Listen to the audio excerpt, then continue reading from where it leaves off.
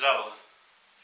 Sada ću vam otkriti terapiju koju je izmislio moj otac za lečenje problema urastanja noktiju. To se može desiti nošenjem testne obuće. Kada ta obuća ošteti pregradicu između nokta i dela prsta, znači sa strane, gdje je taj problem, i to se ošteti i onda direktno nokat žulja meso i može to proizvesti gljivičnu infekciju. A drugi slučaj kad se to dešava je kada se parče vlakna od čarape zaglavi tu između nokta i tog dela mesa od prsta i to isto proizvodi to gljivičnu infekciju. Kako se to leči? Evo, prva stvar, znači opere se stopalo vodom i sapunom. Druga stvar, uzmem čačkalicu i iščačkam nokat,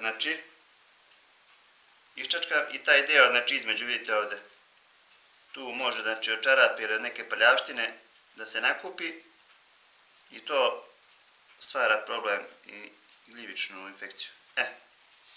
Dalje. Treća stvar, uzmem alkohol ili rakiju. Ja sam koristio rakiju.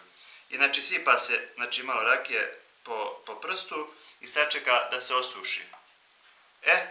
Zadnja stvar, najbitnija, uzmem malo parče vate, stavim na vrh čačkalice, ovako, i umočim u rakiju i onda to zaglavim tu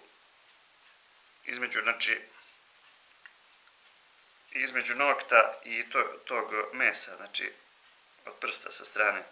Tu gde je problem, malo treba pažljivije to da se uradi. Ovako. Evo ga. Tako, i to se tu lepo umetne. Gde je problem? Meni je bio problem ovde sa spoljne strane velikog prsta. Tako vidite. Nekome može biti problem sa unutrašnje strane prsta, može se staviti ovde ispod nokta, malo zavisi. I treba reagovati na vreme, ne treba čekati da se zagnoji prst i tako dalje, nego čim se osjeti bol i taj problem, to treba rešiti na vreme. Posle ovoga obuju se čarape i to tako stoji.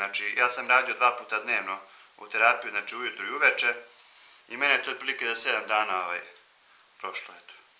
To je prirodan način lečenja, eto, kažem, pomoglo je već nekoliko ljudi ova terapija, eto, zato sam htio da podelim svoje iskustvo. Hvala i sve najbolje.